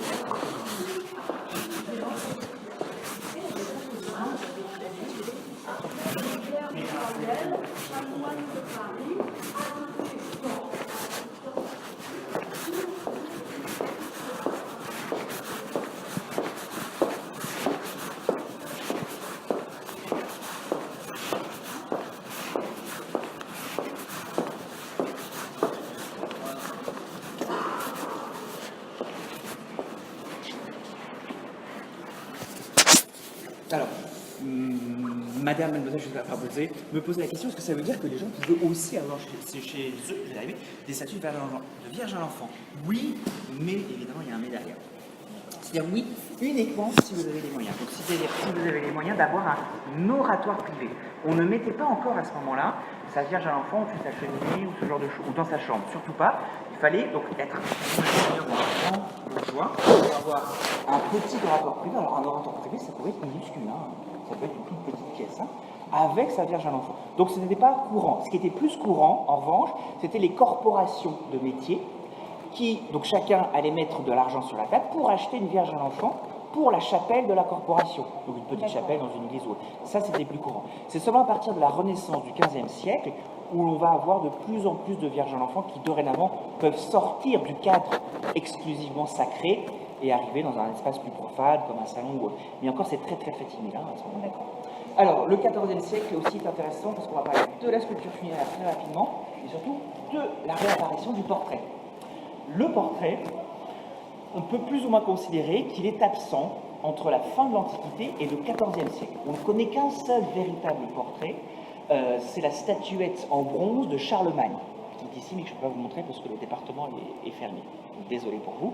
Donc c'est effectivement un portrait qui respecte les caractéristiques physiques de Charlemagne d'après les descriptions que l'on a de son biographe qui s'appelait Ginard.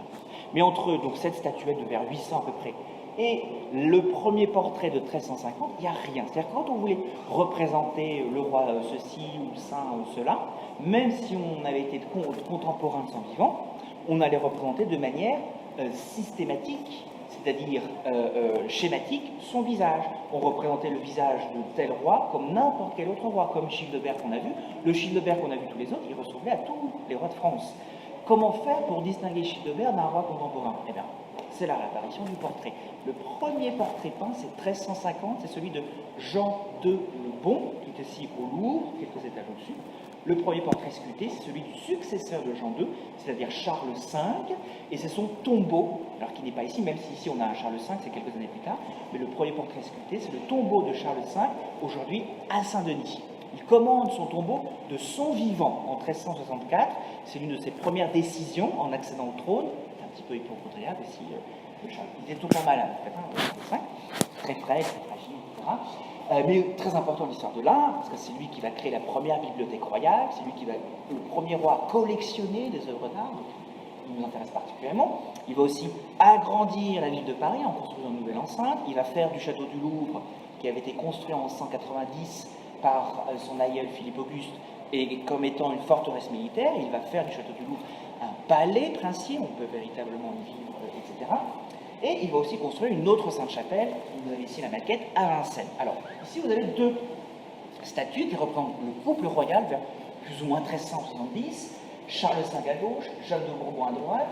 La provenance des deux statues est plus ou moins incertaine, soit il provenait du château du Louvre, donc il avait transformé en palais princier, en espace habitable et domestique, soit les deux statues provenaient du couvent des Célestins, un couvent qui a disparu aujourd'hui, mais qui se trouvait quai des Célestins, c'est-à-dire juste à côté de l'Arsenal, pas loin de la Bastille, en quelque sorte. Vous voyez, vers la Seine, vous tombez plus ou moins dessus. Alors, si jamais vous étiez face à cette statue, mais qu'elle était acéphale, c'est-à-dire pas de tête, puis qu'elle n'avait pas de bras, comment vous auriez su qu'on était au XIVe siècle?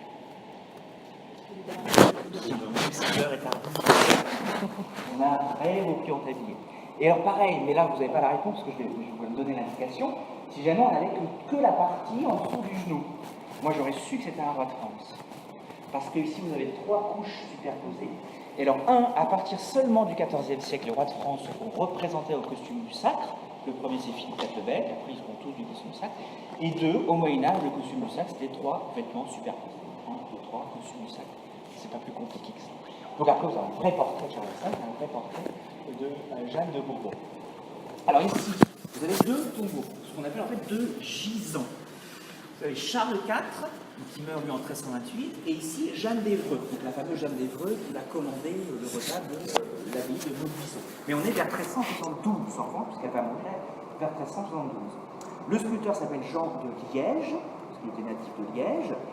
Les deux portraits, on ne connaît pas le nom, mais peut-être que c'est André Bonneveux qui a réalisé aussi le portrait sculpté du tombeau de Charles à Saint-Denis, mais ça c'est une autre histoire. Non, ce qui est intéressant, c'est qu'elles reprennent les deux statues, le format traditionnel du gisant.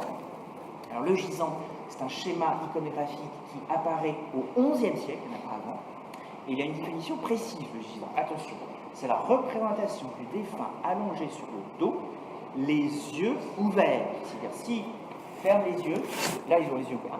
Ce ne sont pas des vrais gisants. C'est-à-dire que l'idée du gisant est de fixer l'image du défunt de son vivant pour l'éternité. À votre avis, là vous avez la réponse. Je vous assure que c'est la dernière question que vous n'en avez plus après. À partir de quand on va représenter vraiment le défunt les yeux fermés du moment de sa mort? À partir du moment où la mort est plus présente. donc à partir du XIVe siècle, à partir de cette dévotion moderna, où il y a plus de guerres, plus d'épidémies, etc. Et je ferai ma parenthèse. Alors, d'abord, ce ne sont pas vraiment des vrais portraits, oui pour Jeanne d'Évreux, non pour Charles IV, mais là n'est pas la question. Ils ont des animaux à leurs pieds, ce qu'on appelle des animaux héraldiques, lorsque vous avez des chiens, et que c'est une figure féminine. Il y a deux hypothèses possibles. Soit le chien est symbole de la fidélité envers Dieu, soit c'est le symbole de la fidélité envers son mari. Souvent, ça peut être les deux. Alors, c'est d'autant plus important pour Jeanne d'Évreux qu'elle a épousé Charles IV, mais qu'ensuite, à partir de 1328, elle est rentrée dans les hommes. Une fidélité envers Dieu. Si c'est un homme, en revanche, malheureusement, c'est très sexiste, ça ne marche pas dans les deux sens, c'est uniquement fidélité envers Dieu. Et donc, ça sera forcément un homme avec des chiens à ses pieds, c'est forcément un ecclésiastique. De l'autre côté, en revanche, on a Charles IV qui a des lions. Le lion, c'est symbole simplement de la force morale et physique. Et puis enfin, c'est pas n'importe quel type de gisant, ce qu'on appelle des gisants aux entrailles, parce qu'ils tiennent ici, contre leur cœur, une bourse ayant la forme des entrailles, c'est-à-dire de vos viscères. Alors effectivement, depuis le XIIIe siècle, c'est une tradition qui remonte à ce moment-là, il était possible de multiplier ses propres tombeaux, donc de séparer différentes parties de son corps, donc d'avoir en plus de son tombeau au corps, qui pour les rois de France étaient tous à Saint-Denis, depuis l'an 1000 à peu près, donc d'avoir un gisant au cœur et un gisant aux entrailles. Et on disposait ces autres tombeaux dans les lieux que l'on avait particulièrement contribué à développer ou que l'on avait fondés directement. Ça pouvait également être l'idée de multiplier le corps du roi, c'est-à-dire dans un endroit par exemple au sud-ouest, rappeler que le roi est là, en quelque sorte. C'est aussi cette idée-là d'affirmer la présence du roi. Puis, alors, pourquoi les entrailles? Pourquoi le cœur? Le cœur, c'est le symbole, c'est le siège en fait, c'est plus exactement de l'amour, le cœur. Le cœur, c'est vraiment l'amour. Les entrailles, c'était quoi, à votre avis? Qu'est-ce qu'on pensait qu'il y avait dans les entrailles? On pensait que c'était le siège de votre âme. On dit d'ailleurs aujourd'hui que c'est le deuxième cerveau. Donc c'était le siège de l'âme ici. Et on va terminer avec un tombeau assez impressionnant, visuellement.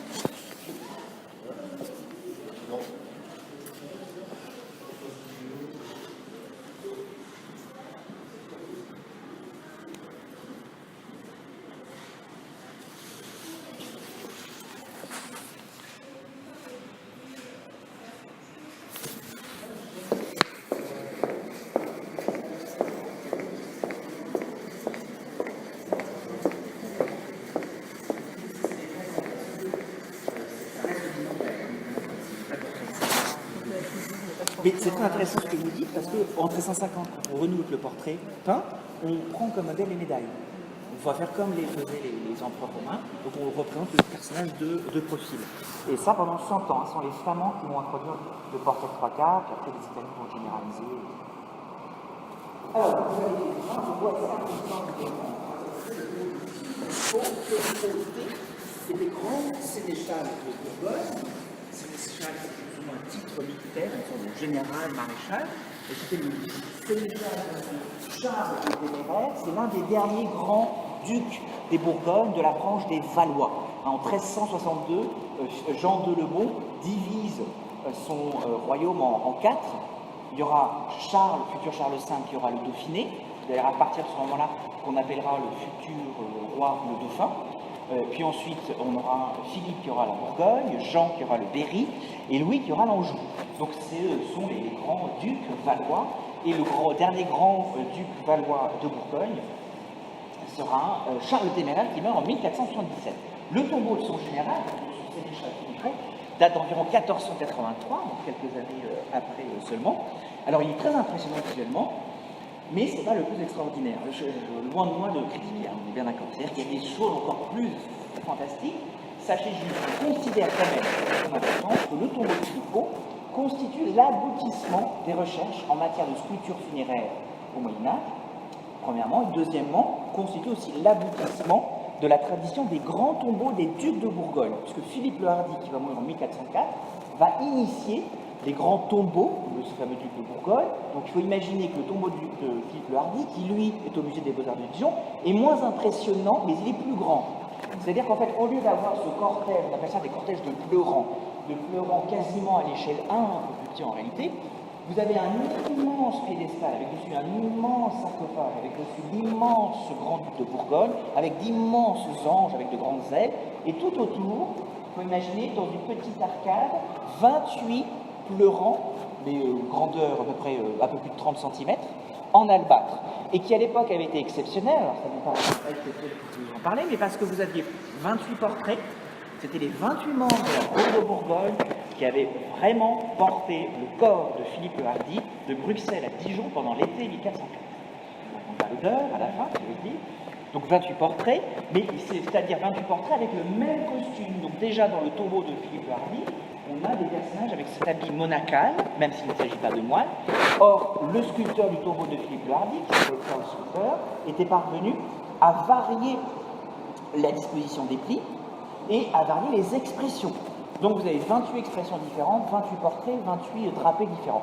Là, ce n'est pas complètement le cas. En revanche, l'œuvre est représentative aussi du XVe siècle, parce que ce qu'on recherche, c'est l'illusionnisme et la monumentalité. Si vous regardez juste ici, derrière vous, pareillement pour ce portement de croix, on est quasiment à l'échelle 1.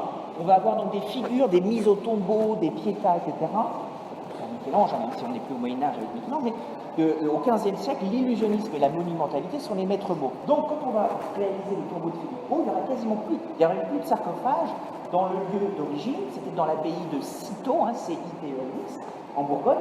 Le corps de Philippe Haut était simplement sous une dalle, il n'y avait plus de sarcophage. On donnait l'illusion de ce qu'on appelle en latin et en sculpture de la realis presentia, de la réalité de la présence, vous faire croire qu'ils sont vraiment là. D'où aussi l'importance de la polychromie.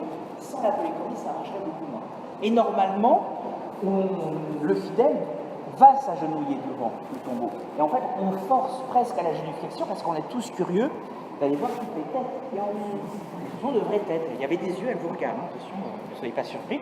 Ce n'est pas vraiment des portraits, c'est assez un peu plus rudimentaire en sculpture, ce qui montre que le sculpteur n'était pas le plus grand des artistes de son temps. C'est cet animal, qu'est-ce que c'est à votre avis?